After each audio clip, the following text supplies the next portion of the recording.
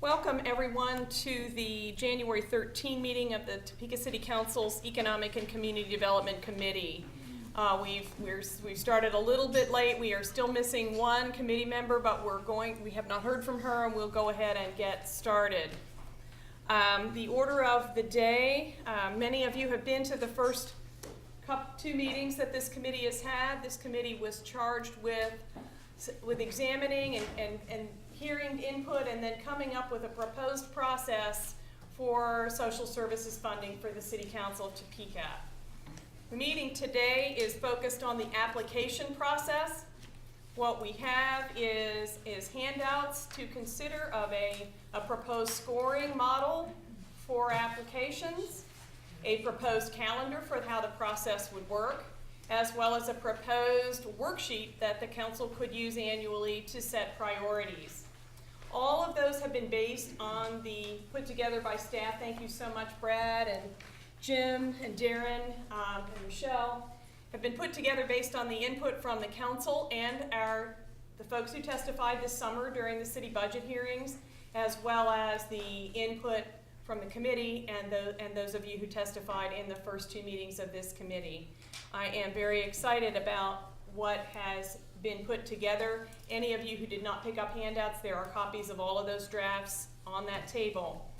What we are planning to do is go through in the order of the scoring model first, then the calendar or overall process, and then the worksheet for priorities.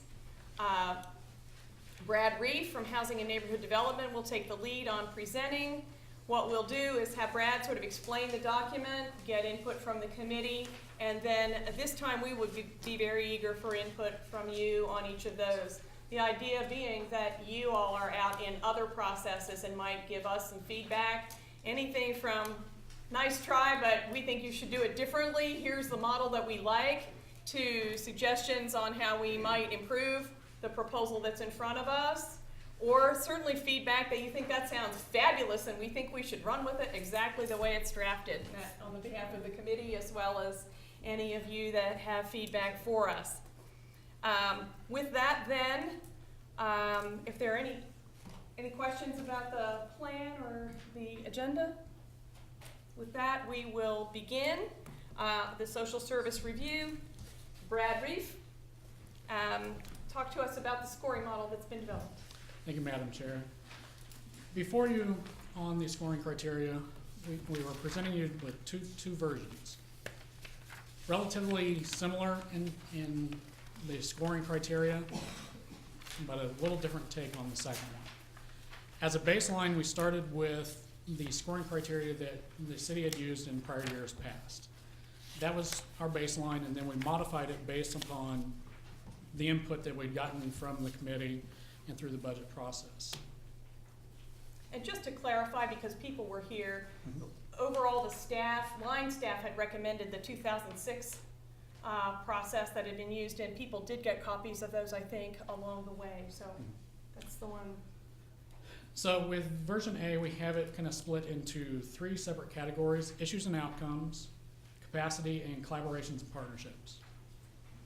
With issues and outcomes, we included points on, is the proposed project consistent with our city's stated priorities? Is it large enough to make a measurable impact? Are the outcomes clear and identified? Is this an unduplicated service that is explained adequately and adequately defended? And has the applicant achieved outcomes and goals on their prior grants? This is probably the section where we included the most changes because we wanted to incorporate those performance metrics that the agencies are providing as part of their quarterly reporting, annual reporting, to show that we promised to do X, Y, and Z, and we are delivering on X, Y, and Z. One of the disconnects is not having that piece into the allocation process for the review and ultimately for city council approval.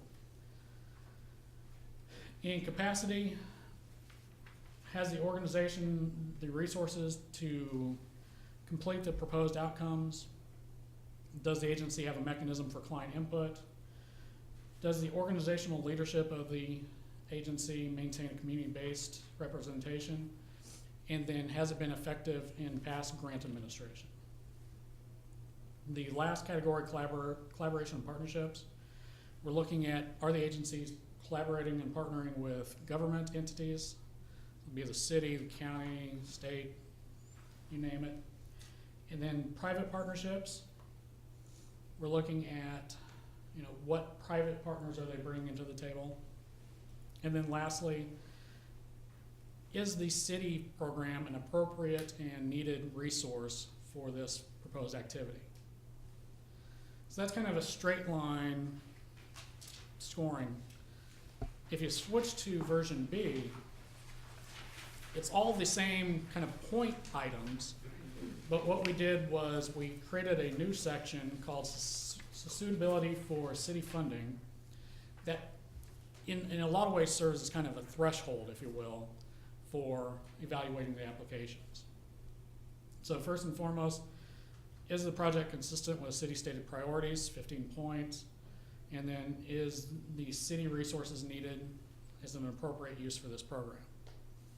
The thinking is that if the answer is no to either one of those questions, then that allows the review committee to basically say, this proposal is not in line with the priorities and uses of our resources, and not consider that proposal.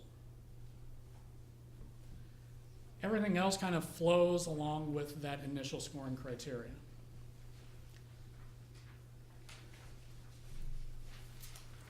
Are there questions about what we have kind of presented as an initial draft for you? Questions, Nathan? Yeah, I've got just one question, and this was a similar issue that we had at the last meeting. What's the idea, or the thought process behind making past performance on a grant the highest point category?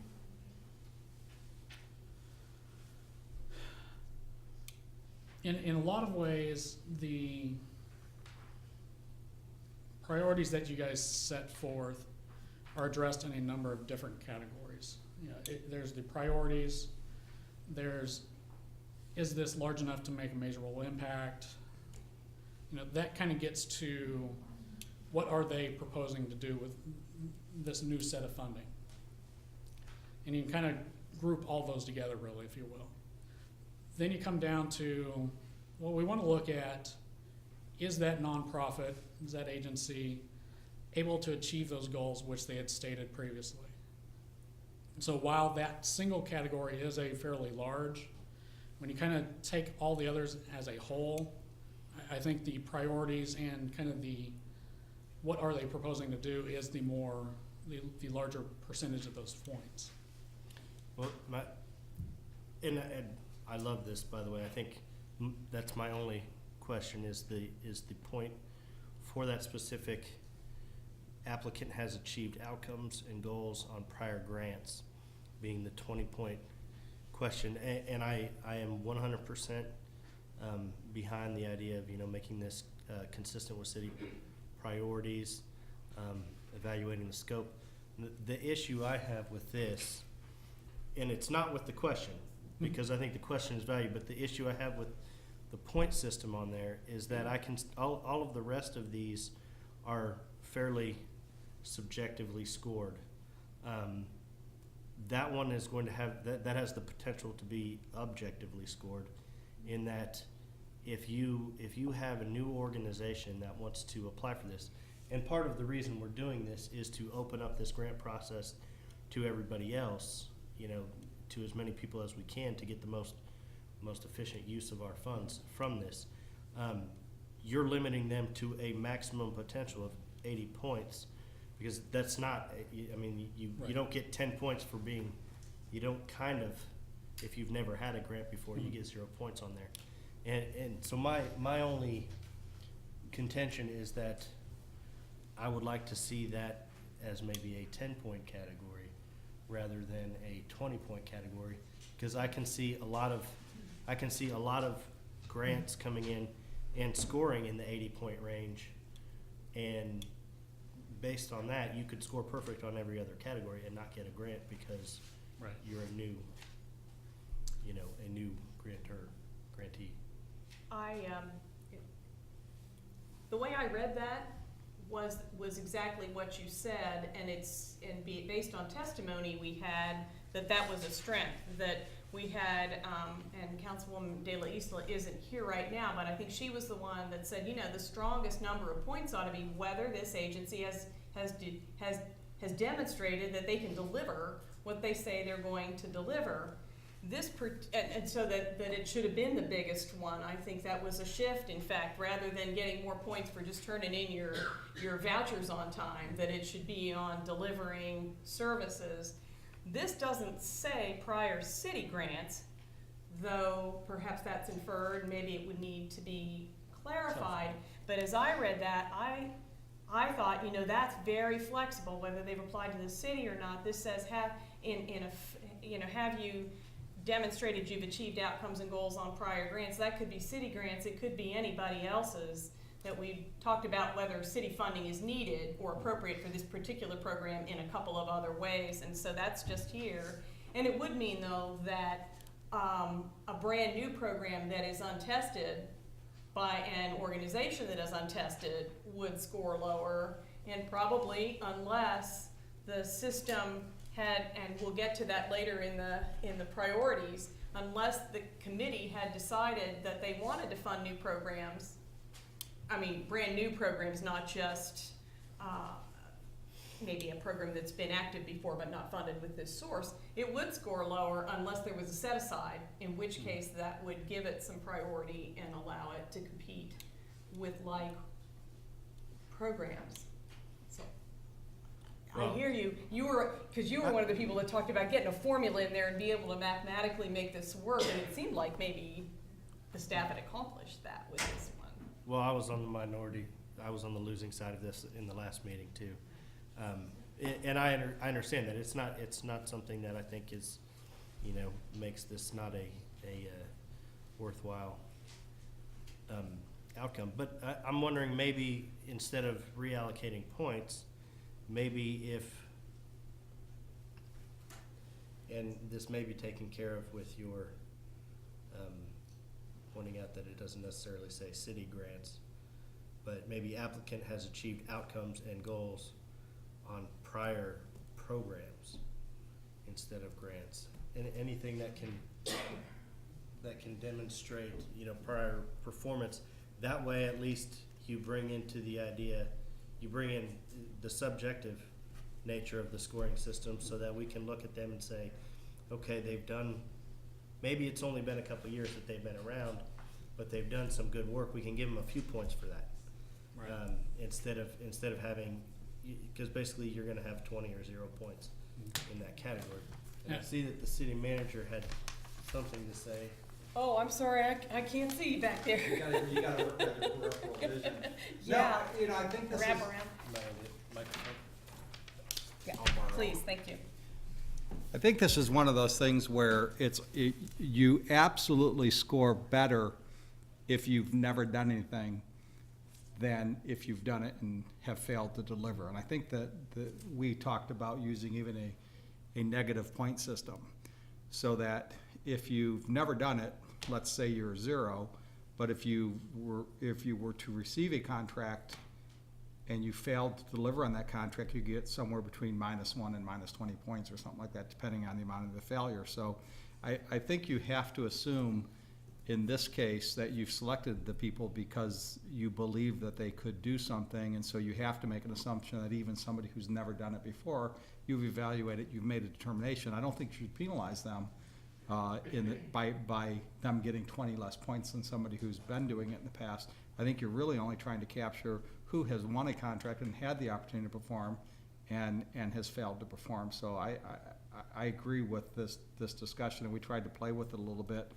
So that would be my suggestion, is whether you give everybody 20 points and you give those who got it, who received a contract and didn't perform, you give them a lesser number, or you make 0 the target and you have a minus, number up to 10 or 20 or whatever to reflect the lack of performance. Those are my thoughts on this.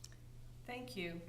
One of the things I wanted to point out, and this one is sort of written on because it's the one I had out of one of the earlier meetings, but when I visited with Brad as he wrapped up his preparation for today, in 2006, when the staff used this model before, with each of the point systems for the committee, there was a breakdown of, for instance, if it was 10 points, a little description of what got 10 points, what got 8 points, what got 5 points, and so on. And I asked Brad about that, and we, to get the basic system done through this process seemed appropriate, and that then the staff would work on the detailing on how the points would be awarded, as well as the application forms themselves once this system was set. So we could put it in our final recommendation that there be such a breakdown, but that helps to build in some explanation on how you get and don't get points too, I think. Yeah, Madam Chair, if I may. Yes. Using one of the criteria that we have on the samples, let's just take the applicant has achieved their prior outcomes and goals. That's not necessarily a all or something point criteria. Correct. The review committee might, and this kind of gets to the how we score things and making sure that we're consistent in that scoring, is that, okay, the agency that has met or exceeded their goals gets the 20 points. If they met 85%, pick your figure, 85% of their goal, then they would be at 15 points, so on and so forth. So that kind of gets to that, how do we score things, and somewhat starts to address the points that you're making, Councilmember Schmidt, is how do we kind of address those other pieces in there to make sure that we're not completely running over anyone. And something that you and I talked about when you were wrapping this up too is that something that's built in that you'll see in the calendar is a training for all of the agencies. The general, what's come forward is to use that outcomes model, to use that logic model, to make sure everybody's really using outcomes. And further, and this is from my old hat of being one of you, to educate that you don't always have to have more goals. Because if you keep ramping up your numbers, it's harder to meet them, and part of this is, of course, up to all of us whether we establish this culture. It's that your outcomes are meaningful and you do them well. Doesn't mean your number has to be higher every year in order to get the grant. It's more, rather than the cost, you don't see cost effective in here, you don't see any of those things that sometimes seem pretty arbitrary, and I credit the staff for doing that. But what you do see is a high priority on achieving what you set out to do and accomplishing those outcomes for folks. And I don't put words in your mouth, but I saw that coming out, and some other things getting dropped out. For instance, the leverage item that was in the old version based on conversations from before is dropped entirely. Because it's a matter of, is the funding appropriate? Are they getting things done? It might be that the city would opt to fund, as you've talked about, 50 or 60% of some program or more, or might do a smaller amount. What's most important is there other money available? Is this really needed? And so they change that out to accomplish those sorts of things as well. Let's pause here and see if anyone from the audience, do you have other things, or should we take some input? I just wanted one small thing. Okay, please. Clarification from. And also, Brett. if you have thoughts between the two forms. I'm a fan of version A. Okay. Is the one that I think is the best formatted. I didn't catch the grants. That includes grants other than City of Topeka grants, if they can demonstrate that they performed on a grant form from the state, or. Ultimately, that would be up to you guys to decide. I think our original intent in that section was to base it off of city grants. And kind of the reasoning behind that is we want to be able to provide you guys that data as you guys are making decisions. So based on the reporting that we get from the agencies off of their existing grants, then we can kind of tie that into this process. So that was kind of the intent behind the way we structured it. Well, I'm not sure how you feel about this, but I think maybe the easiest way to approach this, at least from my sentiment, would be to make that an ambiguous grants, to allow that, because then at that point, you're basically saying, if the applicant can demonstrate an ability to achieve goals, obviously, if we have a recorded history of that, because they've been a past recipient of grants from us, so that'd be easier to grade for them. But I think that way you allow another agency to compete if they can demonstrate that, that they've had the ability to achieve goals. I think that comment reflects what we've heard from some of the other council members as well, and could be accommodated, perhaps rather than changing this, because I personally like how clean this is and how simple it is. But if the breakout identifies that in the scoring detail, it should clarify, Nathan, you think? I think that would be fine. Yeah, if you just, that the applicant has been able to demonstrate achievement of outcomes and goals. Okay. I mean, you're right. It doesn't have to be in here, but it could be in the description of how it's scored. I would Maybe be fine with that. Okay. Before we take comments, let me explain. I asked some questions about as these two alternate versions came out. I liked version A at first, and I know it's new to the rest of you. And then in time, this version B made some sense to me in that and we'll get to the process in a moment, but the typical process that anybody would have is that applications get turned into the staff. The staff is charged with reviewing them and knocking out anything that's not eligible. But they may not be certain what the committee would think, and so they're gonna stop short unless it's not filled out or something like that. They're gonna stop short of making that call.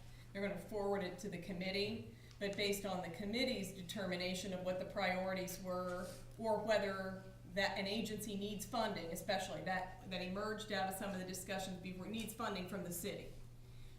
It allowed a way to simply get at that from the get-go, and if the committee that was reviewing felt that the agency didn't meet the priorities, it had gotten sent forward from staff, but they felt it didn't fit, or that city funding was not needed for that program, it let them just say that up front and get that out of the way, at which point these, whatever it is, 25 points would still be available for ranking, just like they would be over here, any agencies that are considered.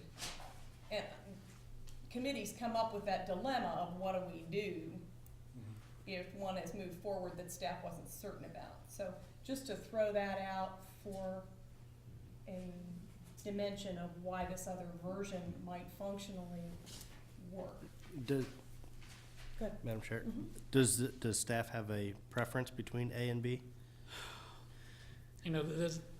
From a grant reviewer perspective, I think version B provides you that you can begin to knock things out that are not meeting the priorities and criteria. And I like Chairman Heller, I kind of went back and forth on this. Initially I was A, then B. The nice thing about version A is it provides the review committee a little bit more flexibility because you're not knocking those out. So do I have a preference from a grant reviewer perspective? My preference would be B. Okay. Thank you. Input from the audience, anyone? Not required, but welcome. Nancy, if you would introduce yourself and go to the podium, and same for anybody else. Hi, I'm Nancy Daniels, and in a previous life I worked for United Way, and our committee reviewed these kinds of things. And I think Jim made an excellent point in terms of it's really, really easy for an agency to promise anything if they've never done anything. I mean, we all have great intentions, and until we've tried it, we don't know it. So I think the way that you phrased it was appropriate to say, for example, we're starting a new program where we might we are going to be serving kids who have already had a touch with law enforcement. You wouldn't have any previous experience knowing whether we have met our outcomes for that program, but it might very well be that you could see from our agency's overall history with you, or history of P3 in Wichita, Kansas, that you would have reason to still give us points on that topic. And in the olden days, we had people that would promise stuff. They were mom and pop agencies with board members whose names looked remarkably similar to each other. And, you know, this would knock them out. And I think that's our goal.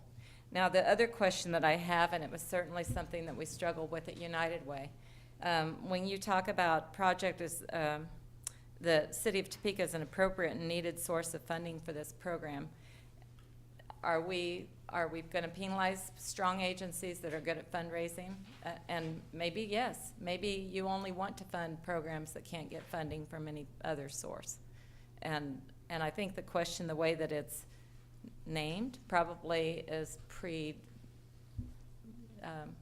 set to incline towards people that are struggling financially. Is that what you want? Or do you want people that... If I may, Madam Chair, I think the way we design the question, if you will, it's not so much to assist those agencies are struggling, but it's to look at how many other resources are out there that could be addressing this issue. That does the city really need to be addressing this particular type of activity versus kind of the more well-funded agencies versus the non-well-funded agencies. Got it. I think that's right. I mean, what we did was, and you'll see that in the chart later, but there was a real press up from the committee and the council to come up with priorities. And so part of it was this mathematical approach that Councilman Schmidt is, how do you set those in so you address the right thing at the right time and don't have it cluttered up with something else. And so there might be agencies that have done a great job and have been funded by the city for years, let's say, but who really are going back to the city just because somebody got them lined up with the city in the first place, perhaps. And so how do you give the, you know, at a certain point in time, like right now or in the future, you know, 5 or 6 years down the road, a committee someplace to look and say, you know what, there's a new source out here, or you've got private donors that we think could come up with this. We're trying to prioritize these tax dollars to go. Honestly, the most needed. if everybody can get 100, you haven't met your goal. Right. Right. Other comments? We'll loop back as we build on this with the next pieces. Any further from you, Jim, staff? Anything else before we go to the next one? No, I guess my preference would be, you know what I'd say, to make a determination as to whether I think we need to check things off the list. And I mean, if there's a consensus, and I know that you don't have No, we don't. Councilmember Isla here, but you do have a quorum. Well, we have, these three are kind of interrelated, so I definitely want to get through all three of them, see how people are feeling about them. This is the first time anybody's seen them, so I would never pressure anybody to make a decision the first time they've seen something, but we'll see how they're hanging together and see where we are at the end of the session. So let's go then. Thank you for that input, and we'll go to the second. Thank you, set Madam of Chair. reforms. Next is the grants calendar. What we wanted to do was take a look at establishing kind of a calendar for the entire process. So what we began with is kind of the application process that the agencies see as part of the RFP, but then added the front end and back end to that.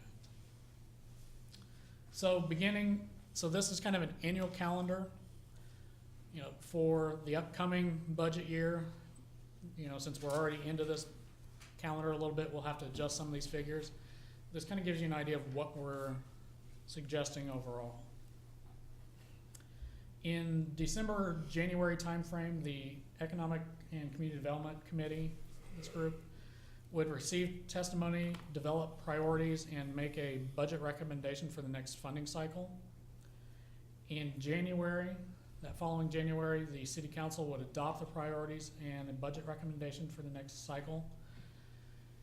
That would give the agencies that are gonna apply, and as I'll talk about the RFP here in just a second, kind of an idea of what the priorities of the city are for that upcoming budget cycle. And a general idea in terms of the amount of money that's gonna be available. The application process, that really kicks it into the staff's corner for a bit. We would release an RFP, request for proposals, approximately Valentine's Day, February 14th.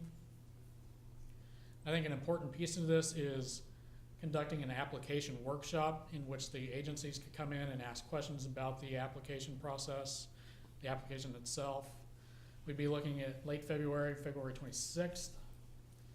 Then we get to the actual intake of the applications. We have applications being due April 1st by 5 p.m.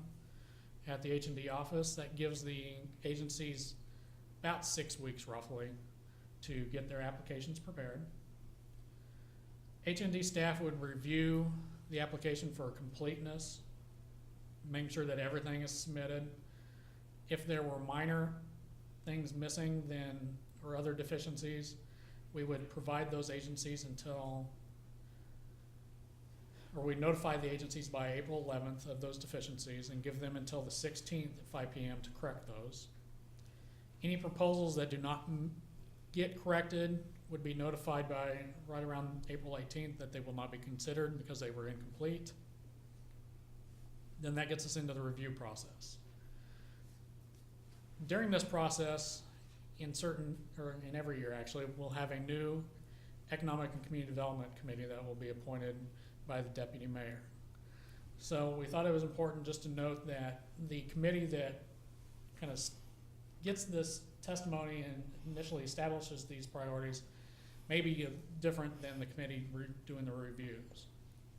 So the new committee is set. In April, they determine their review schedule, determine whether there's a need for expert advisors from outside, and then invites those folks in April.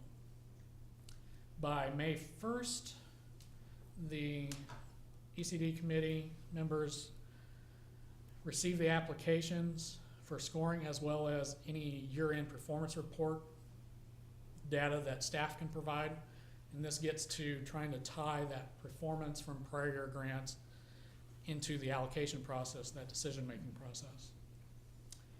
The week of May 12th through the 16th, we'd still be looking at the agencies doing presentations to the committee. And then the following week, the committee would meet and do their final scoring of the applications. That gets them to the recommendation part. By June 1st, we would have a recommendation from this committee ready to go for City Council.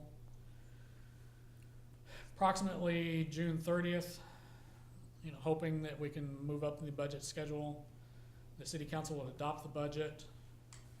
And then in July, if there's a need, let's say the City Council decides to either raise or lower the amount initially set aside for these grants, this committee would go back and review and make adjustments or reaffirm their initial findings.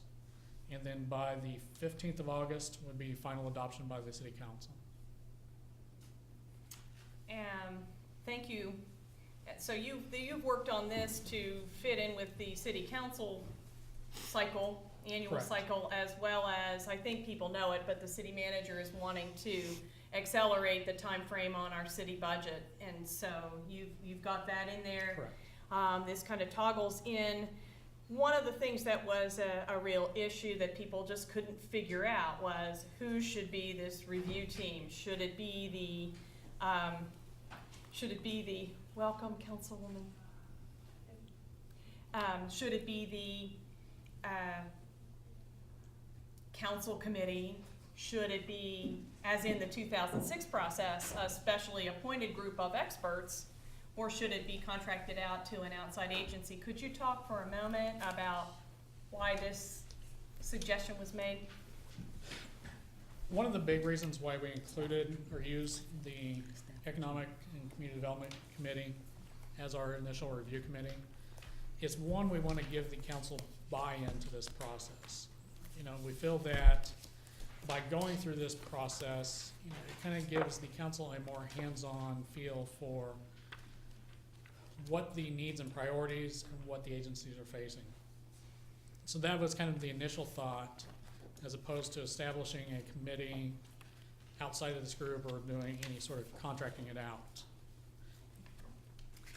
Thank you. That did seem to be sort of what was percolating out of this year's council and possibly this committee. I appreciate you picking one and running it through.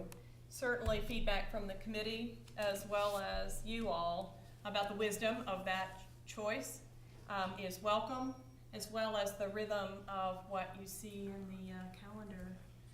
Do you have any thoughts, Councilman? Well, I like the rhythm, I guess, and the flow of it. I guess I would like to hear comments on the review committee being us, which will not be us by the time that these current applications are set forth.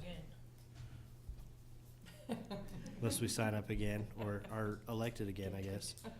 I haven't gone through that process yet, so I'm not real sure how that works out, but. Okay.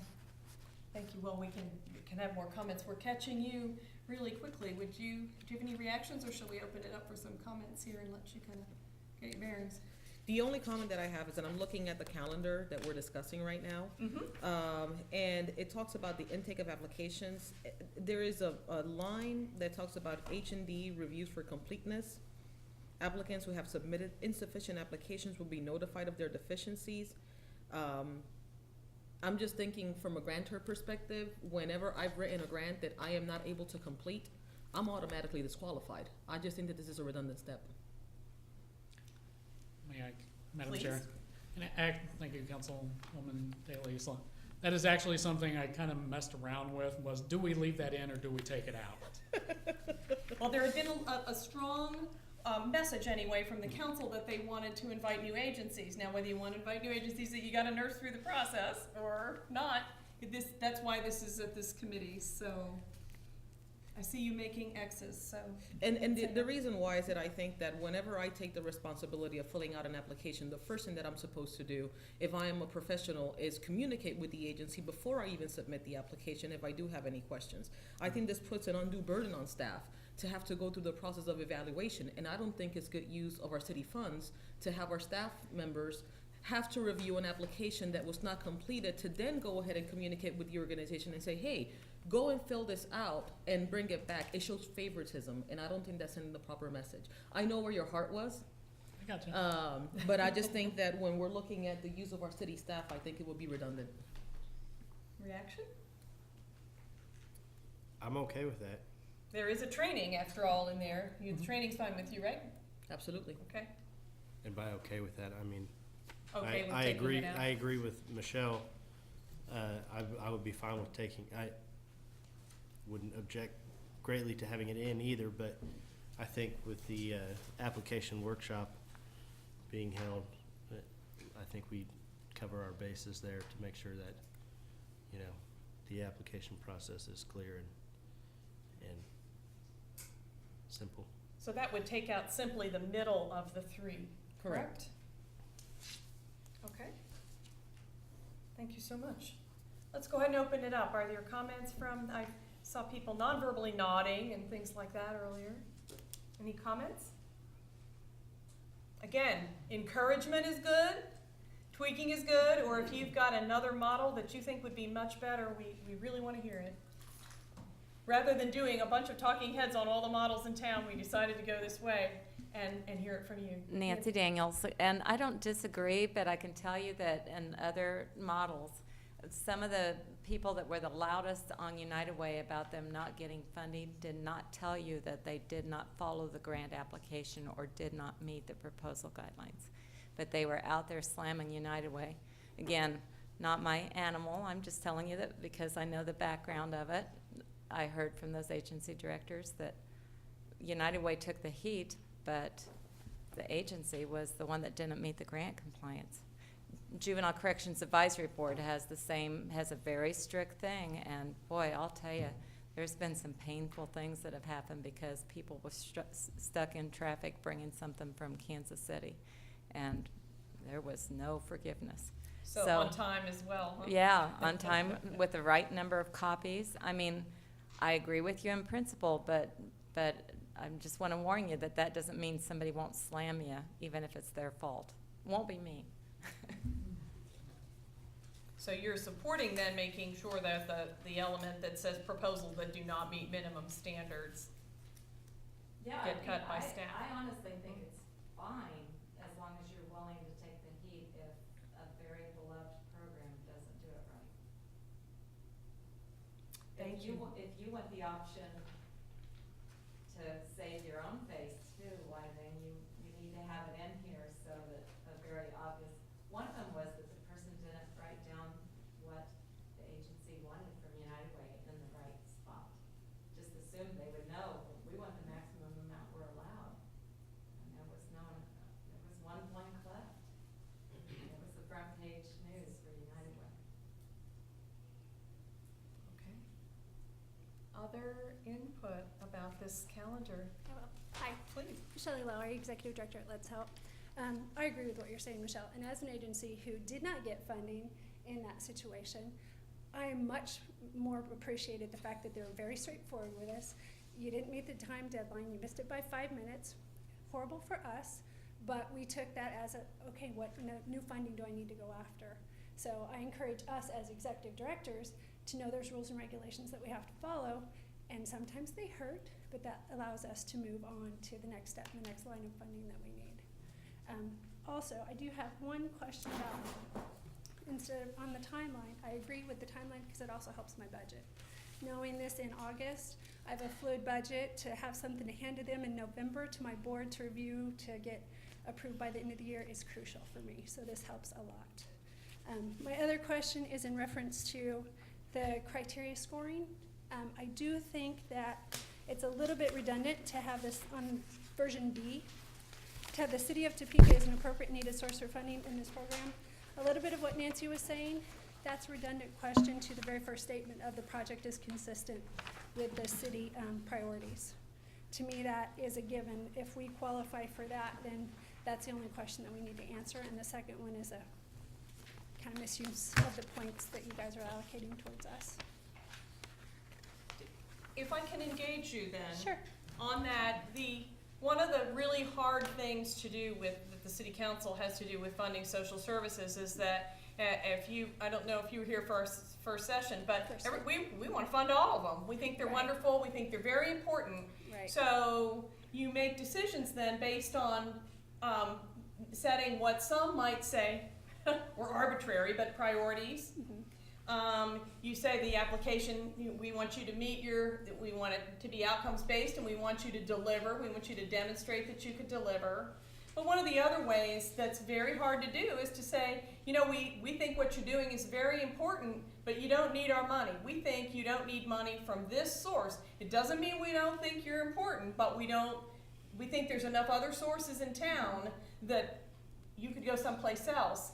And if you don't say that, would you then say that we shouldn't say that? If it's worthy, we should fund it? Or how else do you say that? How else does a council of elected people make that call? I would say if we strategically align with our initiatives of the city, then we qualify. Because reality is your grant applications are very cumbersome. They're very long, they're multifaceted, they take a lot of due diligence to complete as compared to some other funding sources. That's a way for us to be good partners with the city. I know my funding's completely passed through to the client, and it's a resource. We're just a conduit by which it's going straight to the community. I don't have that elsewhere. That's a little bit harder to get through my private foundations and everything else. I try to focus on operational expenses through private donors and foundations and other grants, and I kind of count on the city funding as a pass-through to the community. But not everybody does it that way. Nope, For not some, every. for most, in Yeah. fact, we are operating budget for prevention, program delivery, counseling, program delivery. I don't think it's a grant that they would tackle if it wasn't a needed resource for them. just in my opinion. Thank you. Yep. Other comments? We still don't have anybody out in the hall. It's odd to have this whole other gallery that I can't see. All right. Let's go on then, unless people want to go back based on her comment right now. Let's go on to the priorities. That's been an element that the council really wanted to address. The list here is based on, the categories list is the exact categories that this committee went over in meeting number 1, with the exception that Brad converted Spanish language services to language services.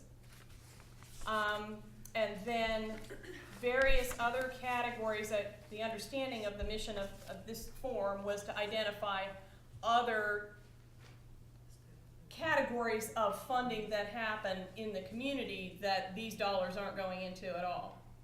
So those were identified. For instance, the city does contribute to alcohol and drug funds, but through another source. Homeless funds, same way. Juvenile justice, another whole network, so we tend to not do that. Job skills and job seeking also have funding networks elsewhere. And housing, I mean, physical housing is handled in the city and elsewhere. So we added those in just to identify that those are categories we are currently not engaged in this funding, so that we had hopefully identified all of them. Then council was wanting to be able to break out or to prioritize what they wanted to fund, certainly within those categories, but there really is a difference that we saw in the course of the discussions and funding allocations before between emergency aid, what Shelley talked about, you know, actually just passing through money to people to pay for emergency rent, utilities, medicines, and so on, and prevention and counseling, where people, sort of the difference between give them a fish and people will eat for a day, or teach them to fish so they can eat for a lifetime. That seem to be the basic split in what kinds of services we are offering. There are some agencies that offer both, and some that offer one or the other, but this would be a way for the council, arguably, to prioritize what they wanted to fund, yes or no, or any details. Then, also down at the bottom, type of funding, there'd been some discussion that we perhaps wanted to set a minimum grant. So that might change from year to year, but if the council wanted to say we're not gonna fund anything less than X amount, or we're not gonna fund more than X amount, this worksheet would allow that committee to do that. Core funding for proven programs. This picks up on what we talked about before. There's been some discussion. Do we just wanna fund agencies that have already demonstrated like 3 years of success in truly helping people in whatever way, or do we wanna fund new agencies or new programs? This allows the council to say, are we gonna do just core funding? Are we gonna fund proven programs, yes or no, and any comments? Are we gonna fund any new untested programs? Whether it's a new agency or a new program, that's the way the phrasing is on there. And if yes, if the group wanted to do a set aside for that, which came out of these discussions earlier as well, this worksheet would allow that in this proposed calendar, that Economic and Community Development Committee at the very beginning of any given year to go through. So they might match what they've done before, or they might make changes. Back to the calendar, those meetings where they work on that would be an opportunity for the public. They would be public meetings, so for people to come then and say, this is where we think it's most important to have your city dollars, or this is how much we think ought to be in that entire pot. Again, taking this and going back to the calendar, the idea is that in either all in January, or if the committee feels like they need more time, start in December, but get a recommendation for what the priorities would be, as well as a recommendation from the committee, later the council, to the city manager as to how much that budget line item should be. Would happen at the same time. So, thoughts on whether this worksheet would work for the priorities? Are we talking about presenting this worksheet to the entire council, or? This would be the committee based on how this system works. But then it would go forward. The committee would make a recommendation, It would go to the council in January with a recommendation on this worksheet as well as a recommendation for dollars. I personally feel that it gives us great framework to ask really difficult questions of what services do we want to be in. And I'll give you an example. A few council meetings ago, we had ample discussion with regards how we were going to be handling the rebate programs. And there was a lot of passion when you had all of the members in the council talk about how they felt that their constituents were going or not going to be affected by how these changes were going to be brought about. And there was a lot of concern of ensuring that the constituents, if we are to be providing funding as the city, to ensure that we were going to provide those dollars directly to the people that were in the most need. So I think that when you look at these things, you start getting to have, after you've been on council for a few months and you've listened to the conversations, this gives you a framework on when you've seen the whole body be very interested in going.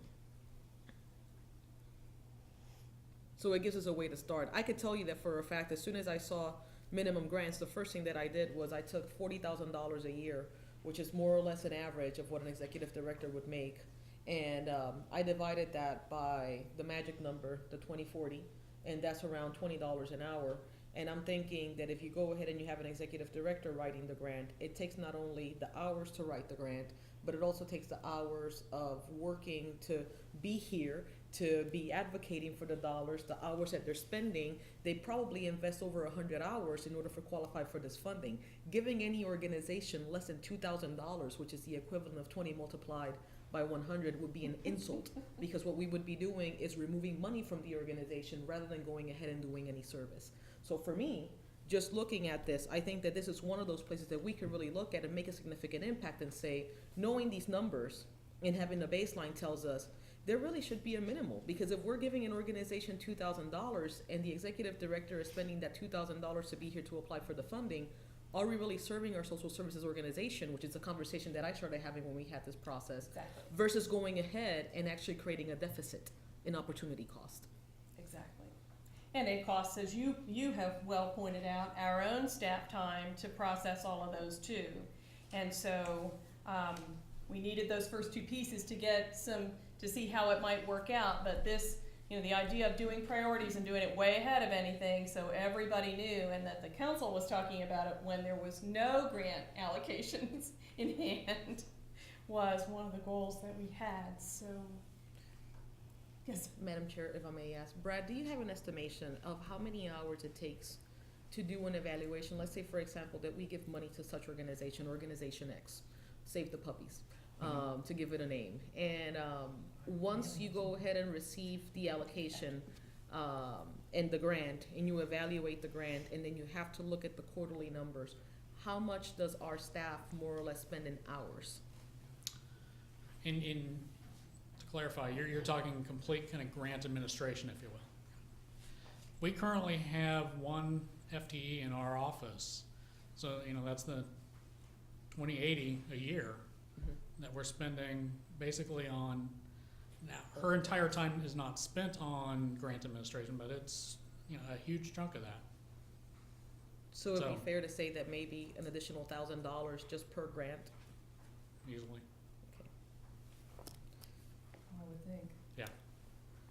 Easily. We can kind of start to add up the amount of time in this process, Mhm. and then you've got quarterly reports and grants and so on, yeah. So would it be fair if I were to open up the priorities and start saying that we wouldn't award a minimum grant of less than $10,000? I'll tell you what, we're working on process right now, and the reward for getting the process agreed is we can work on these priorities.